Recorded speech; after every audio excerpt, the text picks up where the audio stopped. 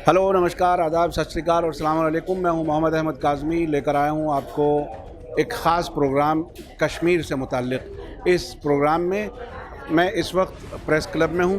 कुछ ख़वातीन, कुछ लेडीज़ कश्मीर विज़िट करके आई हैं, अलग अलग NGOs की। उन्होंने प्रेस कॉन्फ्रेंस की है वहाँ के हालात बताने के लिए।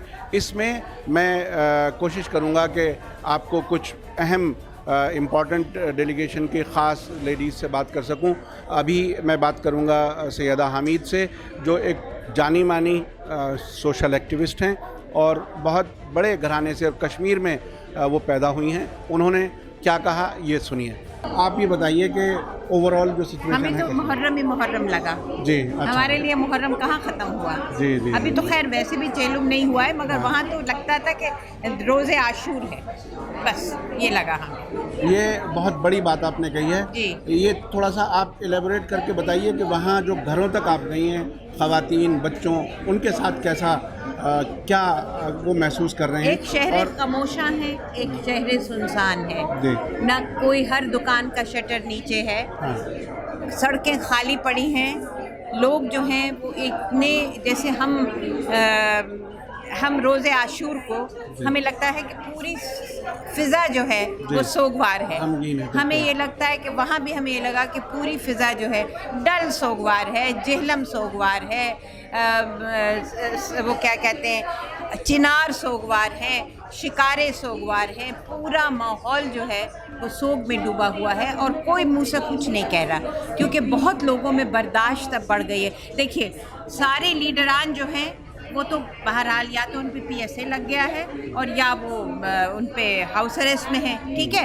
अब कौन है लीडर? लोग खुद हैं, और वो बड़ी बात है। आप कश्मीर बॉर्न हैं, क्या ऐसे कभी ऐसे हालात आपने कभी देखे? ऐसे हालात मैंने कभी नहीं देखे। ऐसे हालात मैंने कभी नहीं देखे कि 50 दिन से एक जीता जागता सबसे खूबसूरत, जिसको क्राउन ऑफ इंडिया कहा जाता है, उसको एक नज़रबंद, उसको एक कैद मुशक्क़त में, बामुशक्क़त में रखा जाए। बामुशक्क़त इसलिए कि आप अपने बच्चों को क्या खिलाएंगे, ये वो मुशक्क़त ही हुई ना, किस तरह से उनका पेट भरेंगे। ये तो ये है।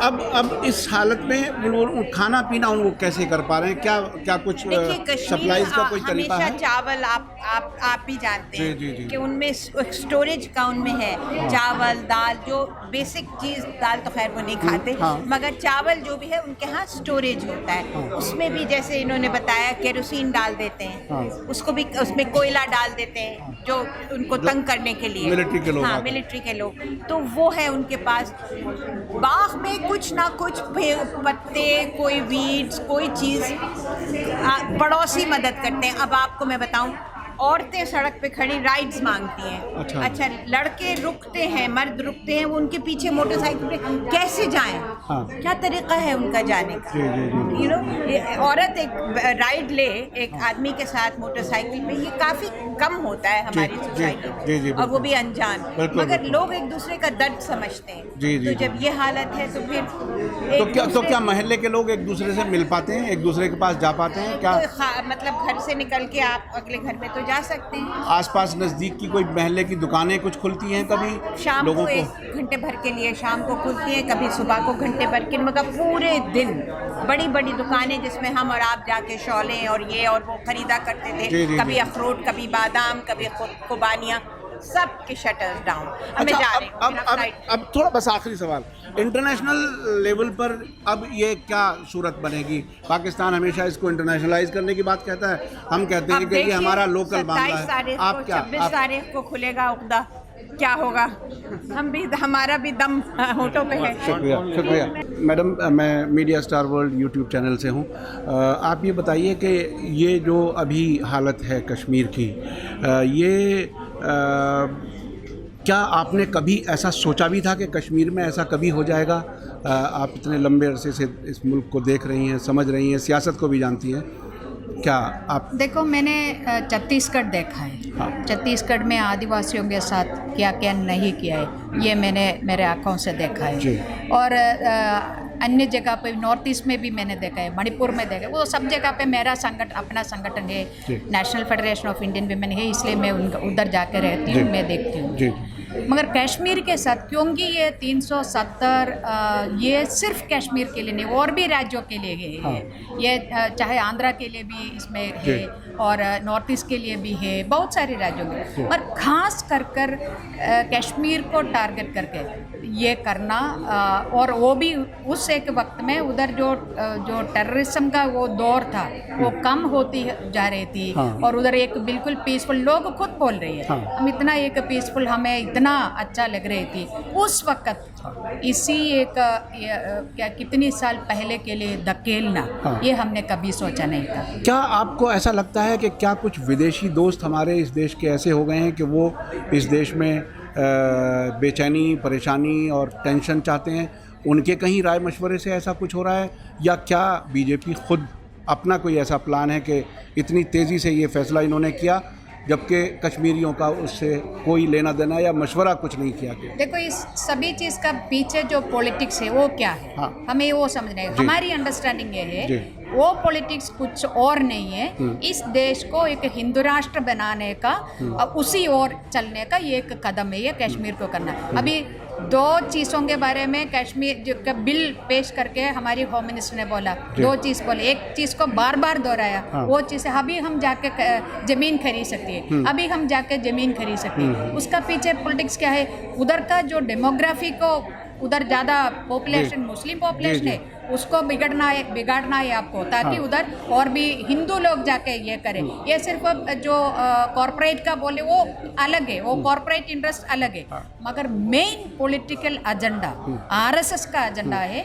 और इस देश का जो मुसलमानों का ऊपर कब्जा करके, मुसलमानों को दबा के, उनको टेरराइज करके, और उस राज्य जिस जगह पे मुसलमान ज़्यादा है उनका वो डेमोग्राफी को बदल कर देश को एक हिंदू राष्ट्र बनाने का एक पॉलिटिक्स है इसका पीछे। क्या इनको ऐसा लगता था कि ये लोग अगर आज़ाद रहेंगे तो इतनी मुखालफत होगी, इतना प्रोटेस्ट होंगे, उस वजह से इन्होंने दबाया हुआ है, या क्या, या सिर्फ लोगों को परेशान करना है? वहाँ अंदर लोगों के अंदर क्या रिएक्शन है 370? देखो, बात ऐसा है कि जब आप वो लोग प्रोटेस्ट करेगी या वो नहीं है, बात यह है कि आपके पहला दुश्मन कौन है? मुसलमान है। वो पीसफुल रहने वाला मुसलमान हो या शाउटिंग करने वाला मुसलमान हो। मुसलमान आज सच जो हमारी हिंदू राष्ट्र बनाने के लिए जो रुकावट है, तो इसलिए वो कर रही है। इसमें कोई उनका ये डर वगैरह नहीं है कि वो प्रोटेस्ट करेगी, ये करेगी, नहीं, ऐसा कुछ नहीं है। और आप अभी बोल रहे कि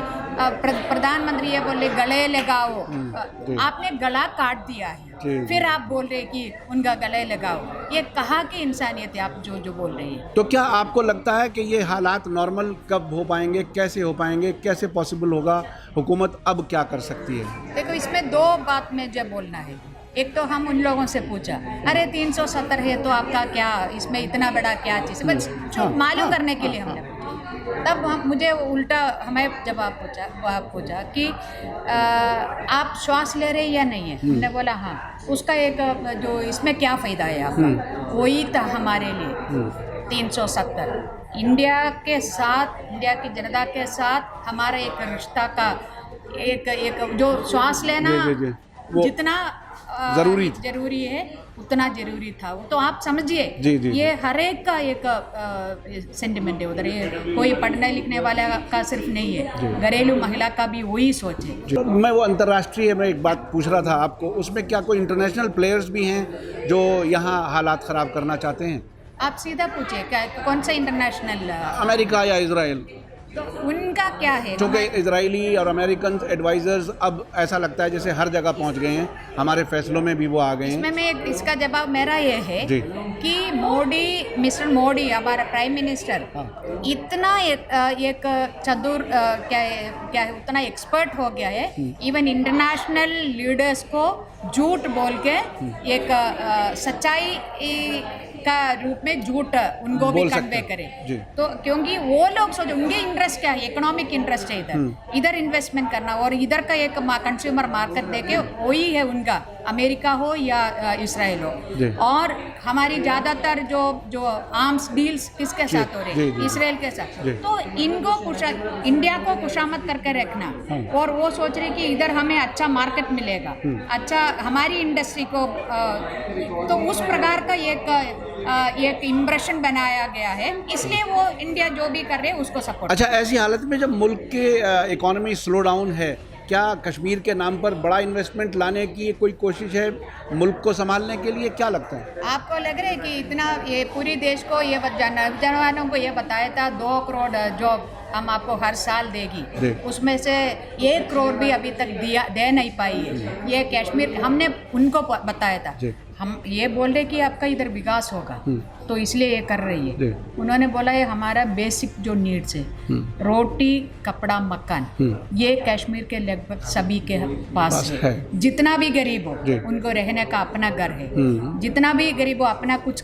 जो खेती बाड़ी करने का कुछ जमीन है। तो हमें हमारे इधर बहुत अनएम्प्लॉयमेंट है, मगर हमारा इधर इतना जो एक अनएम्प्लॉयमेंट के खिलाफ क्यों आंदोलन नहीं है? क्योंकि ये सब नौजवानों का उनका जो आजीविका का कुछ ना कुछ जरिया है, या तो जो टूरिज्म का कुछ हो। मैं आपको बताऊँ, हमने कुछ लड़कों को, नौजवान लड़कों को जो डल लेक का किनारे पे देखा था, वो लोग तुच्छ बना रहे थे, जो क्या है वो जो बीफ का स्टीक। हमने बातचीत किया उनसे, तब बोला हम एक ऑर्नामेंट का दुकान चला रहे थे, अभी कोई टूरिस्ट नहीं आ रहे, हम फिर वो खोल के रखने का क्या जरूरी है, मगर हमें कुछ तो खाने के लिए चाहिए। तो शाम को वो लोग ये 2 घंटे के लिए करती है। तो आप देखिए नौजवान के लिए उधर जो बेसिक चीज़ है, रोटी कपड़ा मकान, ये हर कश्मीर के साथ पास है, जो पूरे देश में नहीं है। तो वो बोले फिर क्या विकास का है उधर का जो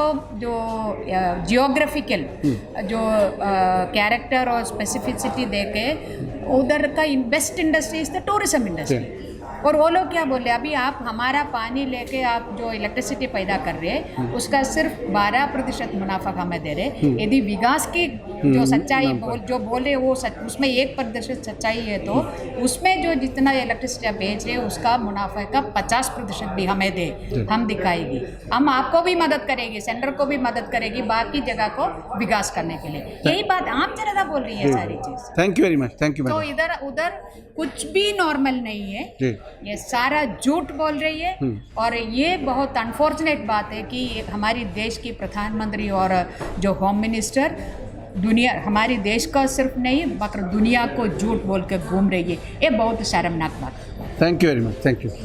तो आपने देखा कि कश्मीर में जो कुछ हालात हैं वो ये लेडीज़ का डेलीगेशन, विमेन डेलीगेशन NGO का होकर के आया है, और वो किन हालात को वहाँ पर देख के आया है वो शायद अभी पूरी तरह से बयान भी नहीं कर पा रहे। लेकिन पूरे मुल्क को ये सोचना पड़ेगा कि कश्मीर में जिस तरह से सरकार ने फ़ैसला लिया, जिस तरह से वहाँ लोग 50 दिन से ज़्यादा हो गए अपने घरों में बंद हैं, खाने पीने की मुश्किल आ रही है, लोगों को मारा जा रहा है, ज़्यादतियाँ की जा रही हैं, उस पर अपने ही भारत के नागरिकों के साथ फ़ौज का ये रवैया ये बहुत ही तकलीफ़देह है। और मैं समझता हूँ ये सब जितने लोग यहाँ पर इकट्ठे हुए हैं वो देश से भी प्रेम करते हैं और देशवासियों से भी प्रेम करते हैं। इसी के साथ बहुत बहुत शुक्रिया, धन्यवाद। जय भारत, जय हिंद।